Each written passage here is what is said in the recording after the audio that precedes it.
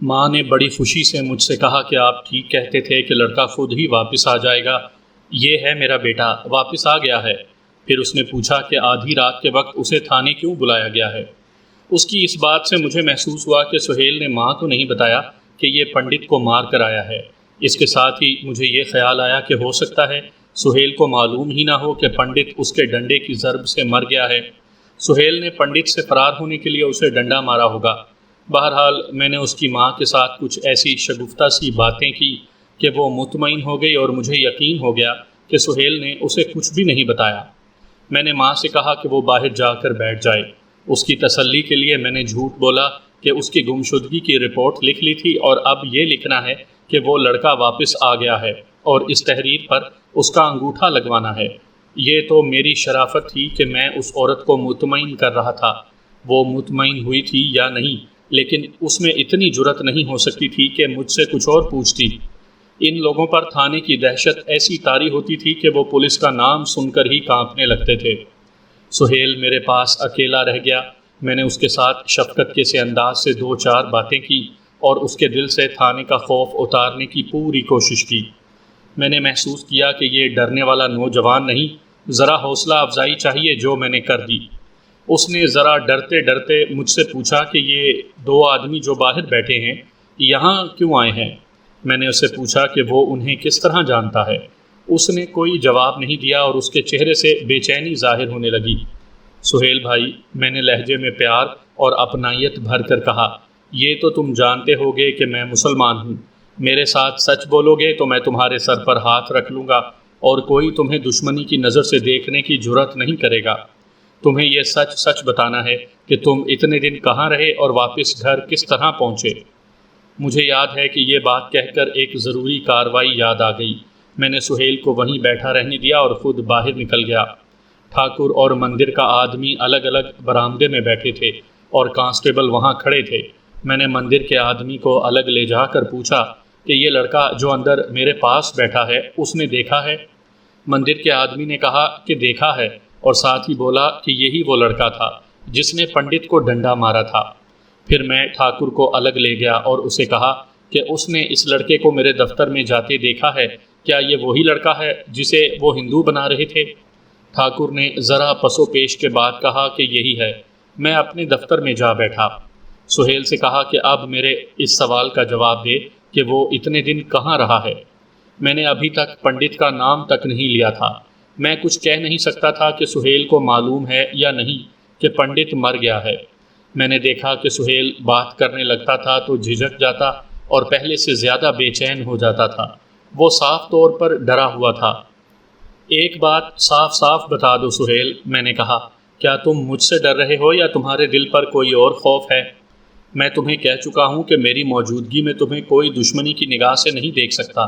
مجھے صحیح بات نہیں بتاؤ گے تو میں تمہاری مدد اور حفاظت کس طرح کروں گا؟ چلو صاف صاف بولو۔ میں آپ سے نہیں ڈر رہا ہوں، اس نے ذرا کھل کر بات کی۔ آپ تو اتنے اچھے آدمی ہیں، میں ان دونوں آدمیوں سے ڈر رہا ہوں جو باہر بیٹھے ہیں۔ کیوں؟ میں نے انجان بنتے ہوئے پوچھا۔ ان میں تمہیں کیا ڈر ہے؟ میں نے ان کے پنڈت کے سر پر ڈنڈا مارا تھا اور وہاں سے بھاگ آیا۔ سہیل نے کچھ رک رک کر کہا، ان دونوں میں ایک آدمی نے دیکھ لیا تھا، دوسرا آدمی بھی مجھے جانتا ہے۔ یہی آدمی مجھے مندر میں پنڈت کے پاس چھوڑ کر چلا گیا تھا۔ سہیل نے جواب دیا اور اپنا خوف اس طرح بیان کیا، میرا خیال ہے کہ یہ دونوں آدمی تھانے میں یہی رپورٹ لے کر آئے ہیں۔ یہ تو لمبی گفتگو ہے جو مجھے سہیل کے ساتھ کرنی پڑی، اور آخر اس نے بتایا کہ وہ کہاں چلا گیا تھا اور اس پر کیا بیتی۔ اس نے بات اس روز سے شروع کی جس روز وہ اپنے دو دوستوں کے ساتھ باہر کھڑا تھا اور اس کے سوتیلے باپ نے اسے بلایا اور کھیتوں کی طرف لے گیا تھا۔ کھیتوں میں لے جا کر باپ نے اسے کوئی کام بتایا اور کہا کہ وہ ابھی آتا ہے۔ باپ وہاں سے کچھ دور چلا گیا۔ گندم کی فصل خاصی اونچی ہو گئی تھی۔ سہیل مینڈ پر بیٹھ کر کام کرنے لگا۔ اچانک پیچھے سے کسی نے اس کے سر اور چہرے پر کپڑا پھینکا اور پھر غالباً دو آدمی تھے جنہوں نے اسے اٹھا لیا اور ایک طرف چل پڑے۔ کھیتوں کے آگے علاقہ ویران اور غیر آباد تھا، ذرا آگے زمین کچھ گہرائی میں چلی جاتی تھی۔ میں اس علاقے سے واقف تھا۔ وہ دو آدمی تھے یا تین چار تھے، سہیل کو جان سے مار دینے کی دھمکیاں دیتے ہوئے لے گئے اور ایک گھر میں قید کر دیا۔ سہیل نے بتایا کہ وہ وہاں تک پہنچتے 1 گھنٹہ گزر گیا ہوگا۔ کسی گھر کے کمرے میں بند کر کے سہیل کی آنکھیں کھول دی گئیں۔ وہ 3 آدمی تھے جنہوں نے اسے زبردستی اغوا کیا تھا۔ انہوں نے سہیل پر سوائے زبانی دھمکیوں کے ذرا سا بھی تشدد نہیں کیا، بلکہ اسے سبز باغ دکھاتے رہے، مثلاً یہ کہ ایک بڑی ہی خوبصورت لڑکی اس کے حوالے کر دی جائے گی اور اسے دلہا بنایا جائے گا، اور پھر 2-3 دن بعد اسے آزاد کر دیا جائے گا۔ سہیل نے ان سے پوچھا کہ اس پر یہ نوازشات کیوں کی جا رہی ہیں۔ انہوں نے بتایا کہ وہ اپنے مذہب کی ایک خاص رسم ادا کریں گے جو اس طرح کی جاتی ہے کہ غیر مذہب کا ایک نوجوان لایا جاتا ہے اور اسے عیش و عشرت کروا کے آزاد کر دیا جاتا ہے، اور پھر یہ رسم ادا ہوتی ہے۔ انہوں نے یہ بھی کہا کہ جب سہیل وہاں سے آزاد ہو کر اپنے گھر جائے گا تو اس نے نہایت اعلیٰ کپڑے پہنے ہوئے ہوں گے اور اس کی جیب میں بہت سے پیسے ہوں گے۔ بات آگے بتانے سے پہلے یہ بتا دیتا ہوں کہ شام کو پوسٹ مارٹم رپورٹ آ گئی تھی۔ ڈاکٹر نے لکھا تھا کہ کن پٹی پر ڈنڈا اتنی زور سے لگا کہ دماغ کو ضرب پہنچی اور دماغ سے خون رسنے لگا، جو موت کا باعث بنا۔ موت واقع ہونے کا وقت اندازاً رات 11:30 بجے لکھا تھا۔ سہیل کے اتنے سے بیان سے ہی میں نے جان لیا کہ ان لوگوں نے سہیل کی جان کی قربانی دینی تھی۔ اب دیکھنا یہ تھا کہ ان لوگوں نے لڑکے کو فوراً قربان کیوں نہ کر دیا اور اتنے دن کیوں انتظار کرتے رہے۔ میں نے ابتدا میں بتایا ہے کہ بھارت کے دیہاتی علاقوں میں آج بھی ایسے واقعات ہوتے ہیں کہ ہندو کسی اچھوت کا بچہ یا کسی غریب اور نادار مسلمان کا بچہ اغوا کر کے اسے اپنے دیوتاؤں کے نام پر ذبح کر دیتے ہیں۔ سہیل کا بھی انجام یہی ہونا تھا۔ میرے لیے سہیل کا اغوا کوئی عجیب واقعہ نہیں تھا، نہ میں نے اسے کوئی غیر معمولی واردات سمجھا۔ یہاں بے محل ہوگا کہ میں ہندوؤں کی توہم پرستی کے کچھ واقعات سناؤں۔ آپ حیران رہ جائیں گے کہ یہ قوم کیا اس حد تک پسماندہ اور توہم پرست ہے۔ کبھی یہ بھی سناؤں گا۔ اگر یہ اغوا کسی بڑے شہر میں ہوتا تو اغوا کرنے والے اغوا ہونے والے کو ٹرنکولائزر گولیاں دے دے کر سلائے رکھتے اور اسی حالت میں ذبح کر دیتے، لیکن یہ دور دراز دیہات کا علاقہ تھا جن کے پاس اپنے شکار کو بے ہوش رکھنے کا کوئی ذریعہ نہ تھا۔ اس کے بجائے انہوں نے سہیل کو شہزادہ بنا کر رکھا، اسے نہایت اچھا کھانا دیتے اور شراب بھی پلاتے رہے جو سہیل کو بہت اچھی لگی۔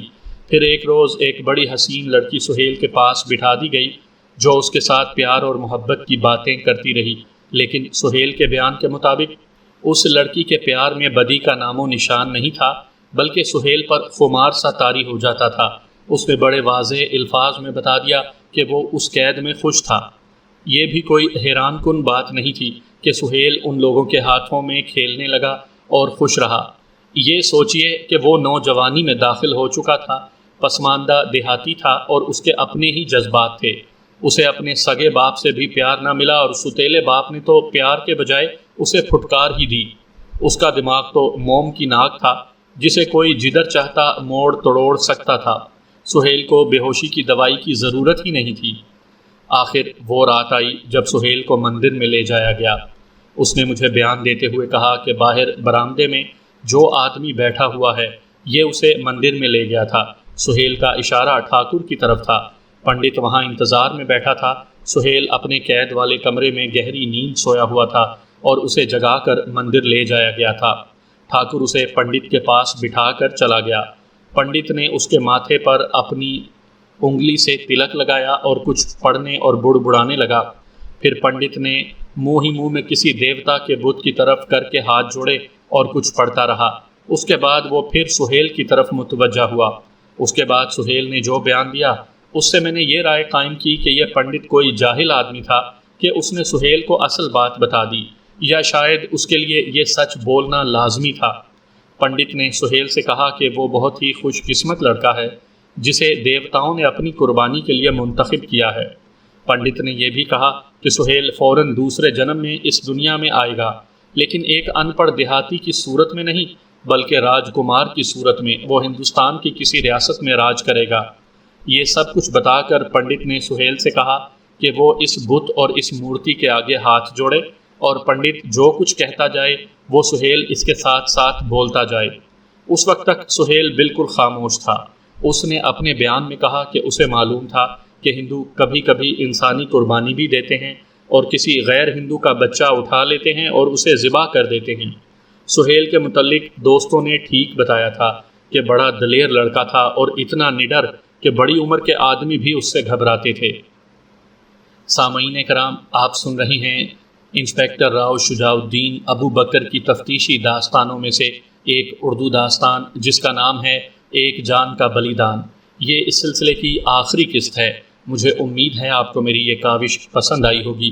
آپ نے اگر ابھی تک میرا چینل کہانی گھر سبسکرائب نہیں کیا تو ابھی میرے چینل کو سبسکرائب کر کے بیل نوٹیفیکیشن آن کر لیجئے تاکہ آنے والی ہر نئی کہانی کی اطلاع بر وقت آپ تک پہنچ سکے۔ سہیل نے یوں بیان دیا کہ اس کی نظر ایک موٹے ڈنڈے پر پڑی جو پنڈت کے قریب فرش پر پڑا تھا۔ پنڈت نے اسے کہا کہ وہ اس بت کے آگے ہاتھ جوڑے تو سہیل کی ذات میں ایک مسلمان بیدار ہو گیا۔ اس نے مجھے بتایا کہ بغیر سوچے اور بغیر ارادے کے اس کا ہاتھ اس ڈنڈے پر چلا گیا۔ پنڈت کے سر پر پگڑی تھی۔ اس کی موت اسی طرح لکھی تھی جو یوں پوری ہوئی کہ نہ جانے پنڈت نے کیوں اس وقت پگڑی سر سے اتاری اور سر کو کھجلایا۔ شاید سر کو کھجلانے کے لیے ہی پنڈت نے پگڑی اتاری تھی۔ سہیل نے پوری طاقت سے ڈنڈا اس کی بائیں کن پٹی پر مارا۔ اس نے یہ بھی بتایا کہ باہر برآمدے میں ٹھاکر کے ساتھ جو آدمی بیٹھا ہے وہ اندر آیا اور دیکھ رہا تھا۔ پنڈت ایک پہلو پر لڑک گیا اور سہیل اس قدر تیزی سے اٹھا اور باہر کو بھاگا جیسے وہاں وہ کبھی بیٹھا ہی نہیں تھا اور اپنے گاؤں کو دوڑتا گیا۔ آدھے راستے میں تھک گیا تو چلنے لگا۔ وہ گھوم گھوم کر پیچھے دیکھتا تھا لیکن اس کے تعاقب میں کوئی نہیں آ رہا تھا۔ گھر پہنچ کر اس نے دروازے پر دستک دی تو اس کے باپ نے دروازہ کھولا۔ اسے دیکھتے ہی باپ نے گالی گلوچ شروع کر دی کہ وہ 7-8 روز نہ جانے کہاں آوارگی کر کے آیا ہے۔ ماں کی آنکھ کھلی تو وہ دوڑی باہر آئی اور سہیل کو گلے لگا لیا۔ میاں بیوی میں خاصا لڑائی جھگڑا ہوا۔ ماں اپنے بیٹے کی وکالت کر رہی تھی۔ سہیل بالکل ہی خاموش رہا اور ستیلے باپ کی گالیاں سنتا رہا جو وہ اسے اور اس کی ماں کو دے رہا تھا۔ پنڈت کے قتل کی خبر سہیل کے گاؤں میں بھی پہنچ گئی تھی۔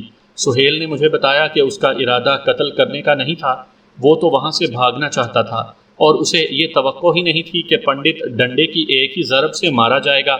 سہیل نے سوچا کہ اب وہ ایسا بھاگے کہ واپس کبھی بھی گاؤں میں نہ آئے۔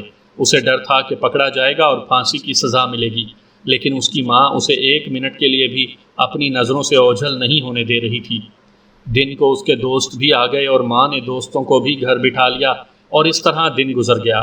سہیل نے ارادہ کیا کہ رات کو جب سب سو جائیں گے تو وہ بھاگ جائے گا، لیکن وہ اتنا تھکا ہوا تھا کہ سو گیا تو پھر میرے بھیجے ہوئے ہیڈ کانسٹیبل نے اسے جگایا اور اپنے ساتھ لے آیا۔ میں نے سہیل کو بہت تسلیاں دیں کہ میں اسے بچانے کی پوری کوشش کروں گا، لیکن میں یوں نہیں کر سکتا تھا کہ اسے چھوڑ ہی دیتا۔ یہ تو ٹھاکر اور دوسرے ہندوؤں نے دیکھا تھا کہ قاتل سہیل ہے، وہ سہیل کو کسی اور طریقے سے پھنسا سکتے تھے۔ میں نے باہر جا کر سہیل کی ماں سے کہا کہ وہ گھر چلی جائے اور میں سہیل کو صبح گاؤں بھیج دوں گا۔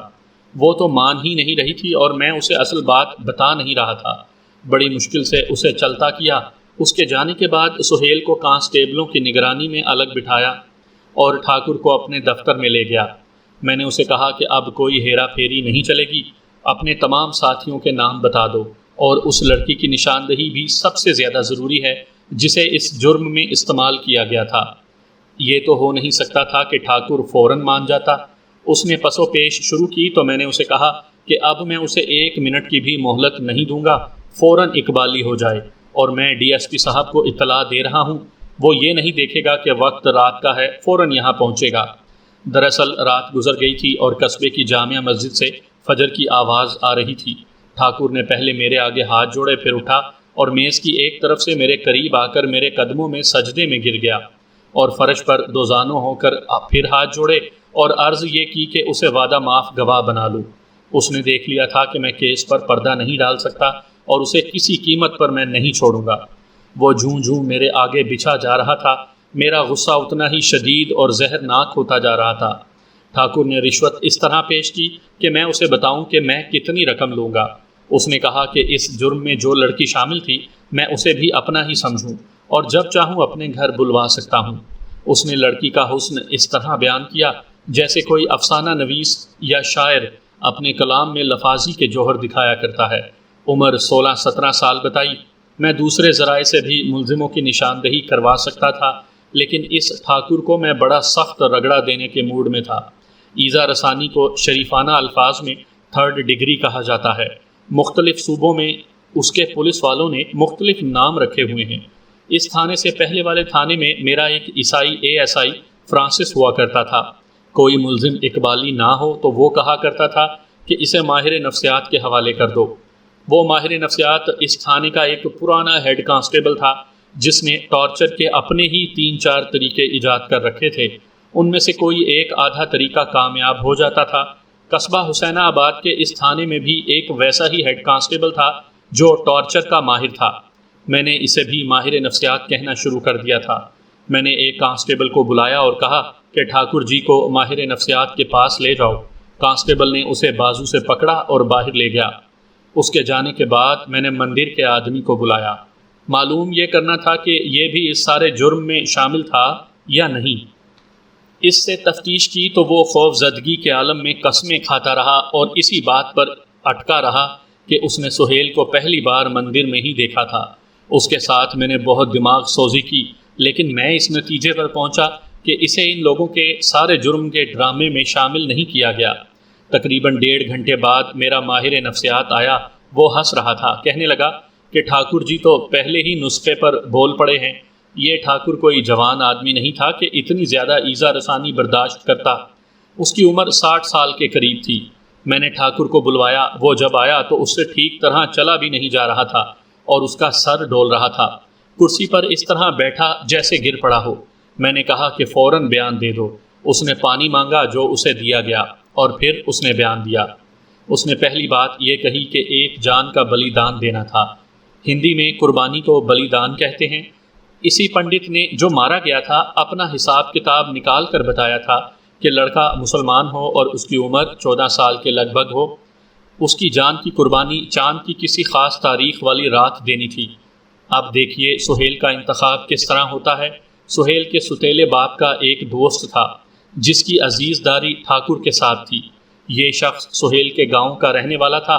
ٹھاکر نے اس کے ساتھ ایسے ہی ذکر کیا کہ ایک لڑکا خواہ اچھوتوں کا ہو یا مسلمانوں کا بلیدان کے لیے درکار ہے اور اس کی عمر 14 سال ہونی چاہیے۔ اس شخص کو معلوم تھا کہ سہیل کا ستیلا باپ سہیل سے بہت تنگ آیا ہوا ہے۔ میں نے بعد میں اس شخص سے بھی بیان لیا تھا۔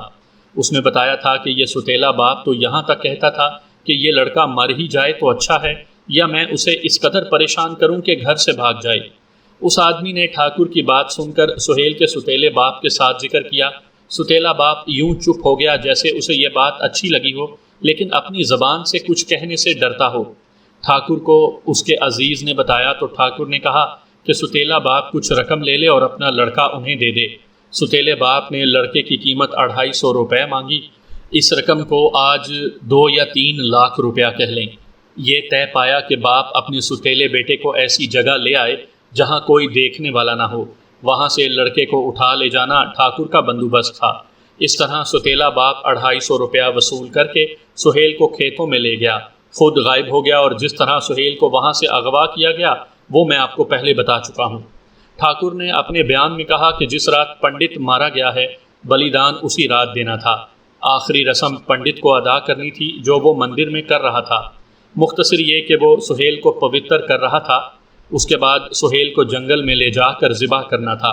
قربانی دینے کی ضرورت یوں پیش آئی تھی کہ پہلے ایک رات زلزلے کا شدید جھٹکا آیا جو 12-13 سیکنڈ رہا۔ لوگ گھروں سے باہر نکلے تھے۔ چند دنوں بعد چاند گرہن ہو گیا اور اس کے فوراً بعد ایسا طوفان آیا کہ کئی لوگوں کے گھر گر گئے اور کچھ اموات بھی ہوئیں۔ اس کے بعد فصلوں کی بجائی ہوئی اور آسمان سے بادل بالکل ہی غائب ہو گئے۔ صاف نظر آتا تھا کہ اب کے خشک سالی ہوگی اور اس کا نتیجہ قحط ہی ہو سکتا ہے۔ یہ ساری آفات 6 مہینے کے عرصے میں آئی تو کسی نے بتایا کہ دیوتا سخت ناراض ہیں، ایک جان کی قربانی دے دو اور اس کا خون پانی میں ملا کر دور دور تک یہ پانی چھڑک دو ورنہ بے شمار جانیں ضائع ہو جائیں گی۔ ہوا یہ کہ پنڈت ایک مسلمان لڑکے کو قربانی کے لیے پوتر کر رہا تھا۔ اس کے دیوتاؤں نے اسی پنڈت کی جان کا بلیدان لے لیا۔ ٹھاکر نے تمام ملزموں کی نشاندہی کر دی۔ میں نے اسے اور سہیل کو حوالات میں بند کر دیا اور خود DSP کے پاس چلا گیا جو 26-27 میل دور ضلع کے مرکزی شہر میں ہوتا تھا۔ اسے زبانی یہ ساری واردات سنائی۔ اس نے ہندوؤں کے خلاف بڑی ہی نفرت کا اظہار کیا اور مجھے کچھ ضروری ہدایات دیں۔ میں نے اسے کہا کہ ہندو فساد پر اتر آئیں گے اور مقدمہ خراب کریں گے۔ DSP نے میری حوصلہ افزائی کی اور کہا کہ وہ پولیس کی گارڈ بھیج دے گا اور میں مقدمہ بالکل صحیح اور مضبوط بناؤں۔ اس کے بعد جو ہوا وہ پولیس کی کارروائیاں تھیں اور مقدمے کی تیاری۔ میں نے اپنے تھانے کے زیادہ سے زیادہ کانسٹیبل ساتھ لیے اور اٹھ کر گاؤں جا کر اس کی نشاندہی پر 5 آدمیوں کو گرفتار کیا اور لڑکی کو بھی۔ آپ سن کر حیران ہوں گے کہ یہ لڑکی ٹھاکر کی سگی بھتیجی تھی اور بہت ہی خوبصورت۔ سہیل کے ستیلے باپ کو گرفتار کیا اور اس آدمی کو بھی جس نے ٹھاکر اور اس ستیلے باپ کے درمیان سودا طے کروایا تھا۔ یہ تو بڑا لمبا قصہ ہے کہ میں نے اپنی انگریز ڈی ایس پی کے زیر ہدایات مقدمہ کس طرح تیار کیا اور اس مقدمے کو کورٹ میں کس طرح اور کس انداز سے پیش کیا۔ مقدمے کی سماعت بڑی ہی دلچسپ تھی، لیکن یہ مختصراً سنائی نہیں جا سکتی۔ اس واردات کی خبریں اخباروں میں شائع ہوتی رہی ہیں۔ میں اب یہ بتا دیتا ہوں کہ میرے اس کیس کا انجام کیا ہوا۔ تمام ملزموں کو مختلف دفعات میں سزا دی گئی۔ ستیلے باپ کو 2 سال سزائے قید بامشقت دی گئی تھی۔ ٹھاکر اور اس کے ساتھیوں کو اغوا برائے قتل اور ایک اور دفعہ میں 7 سال سزا دی گئی تھی۔ لڑکی کو سیشن جج نے بری کر دیا تھا۔ ٹھاکر کے جس عزیز نے سودا کروایا تھا اسے 1 سال سزائے قید دی گئی۔ سہیل کو 8 سال سزائے قید دی گئی۔ چونکہ وہ ابھی نابالغ تھا اس لیے جج نے فیصلے میں لکھا کہ اسے بورسٹل جیل میں بھیجا جائے گا۔ سہیل کو بچانے کے لیے میں نے ایک استادی کھیلی تھی۔ پنڈت کا وہ آدمی جس نے سہیل کو پنڈت کے سر پر ڈنڈا مارتے دیکھا تھا بہت ہی بزدل اور ڈرپوک تھا اور عقل کا بھی ڈھیلا تھا۔ وہ ملزم نہیں، گواہ تھا۔ میں نے اسے الگ بٹھا کر کہا کہ جس طرح میں کہتا ہوں اس طرح بیان دینا، اور اگر اس نے ایک لفظ بھی ادھر ادھر کیا تو اسے پنڈت کے قتل میں عمر قید دلوا دوں گا۔ وہ تو اسی دھمکی سے کانپنے لگا۔ میں نے اسے کہا کہ وہ یہ ضرور کہے کہ اس نے سہیل کو پنڈت کے سر پر ڈنڈا مارتے اپنی آنکھوں سے دیکھا تھا، لیکن یہ بھی کہے کہ اپنے کانوں سے اس نے سنا تھا کہ پنڈت سہیل سے کہہ رہا تھا کہ تمہاری جان کی قربانی دی جا رہی ہے اور دیوتاؤں نے تمہیں اپنی قربانی کے لیے پسند کیا ہے اور تم فوراً دوسرا جنم لے کر راجکمار بن کر دنیا میں واپس آؤ گے۔ اس شخص نے کورٹ میں یہی بیان دیا۔ میں نے سرکاری وکیل کے کان میں بھی یہ بات ڈال دی تھی۔ خوش قسمتی سے سرکاری وکیل عیسائی تھا۔ اس شخص کے اس بیان سے یہ کیس قتل عمد کا رہتا ہی نہیں تھا بلکہ سیلف ڈیفینس یعنی حفاظت خود اختیاری کا کیس بن جاتا تھا۔ یعنی ایک آدمی سے کہا جا رہا ہے کہ ہم تمہیں ذبح کر رہے ہیں اور وہ آدمی اپنی جان بچانے کی کوئی ترکیب کرتا ہے۔ دوسری بات جو میں نے سہیل کے صفائی کے وکیل کے کانوں میں ڈالی وہ یہ تھی کہ سہیل کا ارادہ پنڈت کو قتل کرنے کا تو تھا ہی نہیں۔ اگر ارادہ قتل کا ہوتا تو سہیل مقتول کے سر پر کئی ڈنڈے برساتا کہ وہ مر جائے، لیکن اس نے صرف ایک ڈنڈا مارا اور بھاگ نکلا۔ سیشن جج ہندو تھا۔